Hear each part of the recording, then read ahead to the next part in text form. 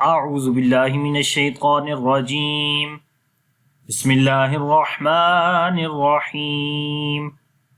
السلام علیکم ورحمۃ اللہ وبرکاتہ۔ میرا نام حافظ بلال احمد ہے اور انشاءاللہ آج کی اس کلاس کے اندر ہم مخرج نمبر 4 پڑھیں گے۔ مخرج نمبر 4 قاف کا مخرج ہے اور یہ کہاں سے ادا ہوتا ہے، آئیے شروع کرتے ہیں۔ کلاس شروع کرنے سے پہلے اگر ابھی تک آپ نے ہمارا چینل آن لائن اسلامی کلاسز اردو سبسکرائب نہیں کیا تو کائنڈلی اس کو سبسکرائب کر لیں اور ساتھ میں بیل کا آئیکن دبانا نہ بھولیے گا تاکہ جیسے ہی کوئی نئی ویڈیو اس چینل کے اوپر آئے تو آپ کو اس کی نوٹیفیکیشن مل جائے۔ آئیے شروع کرتے ہیں۔ مخرج نمبر 4 زبان کی جڑ اور تالو کا نرم حصہ، یہ قاف کا مخرج ہے۔ قاف یہ نقطوں والا ہے، اس کو موٹا پڑھتے ہیں، ہمیشہ یہ قاف موٹا پڑھا جاتا ہے۔ یہاں پر یہ گرین کلر میں اسی وجہ سے دیا گیا ہے کہ آپ کو پتہ چل جائے جو گرین حروف ہیں ان کو موٹا پڑھتے ہیں۔ تو یہاں پر آپ دیکھیں اس امیج کے اندر یہ زبان کی جڑ ہے اور یہ اوپر تالو کا نرم حصہ ہے، ٹھیک ہے۔ زبان کی جڑ کو جب اوپر تالو کے نرم حصے کے ساتھ لگائیں گے تو اس وقت قاف ادا ہوگا۔ تو آئیے اس کو پڑھتے ہیں۔ قاف قاف۔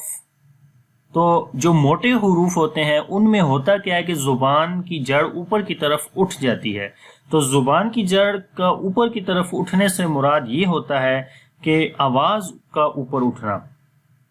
تو اس وجہ سے آواز اوپر کی طرف اٹھے گی تو آواز آئے گی قاف قاف، موٹا پڑھیں گے قاف۔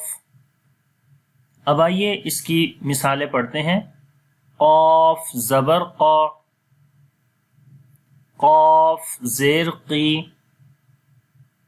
قاف پیش قو، قا قی قو،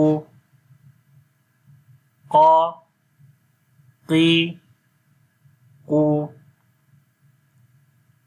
اب قاف کی مثالیں ورڈز کے اندر قال، قاف کو موٹا پڑھیں گے قال قال، قیل۔ تو یہاں پر بھی دیکھیں قاف کو موٹا پڑھ رہے ہیں، حالانکہ قاف کے نیچے زیر آ رہی ہے تب بھی قاف کو موٹا پڑھیں گے۔ تو یہ وہ حروف ہیں جن کو ہمیشہ موٹا پڑھتے ہیں۔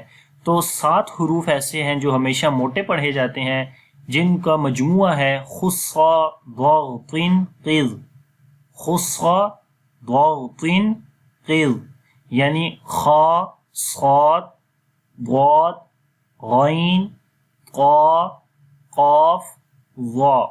یہ 7 حروف ہمیشہ موٹے پڑھے جاتے ہیں، چاہے ان کے اوپر زبر آئے، زیر آئے یا پیش۔ تو یہاں پر پڑھیں گے قیل قیل، قل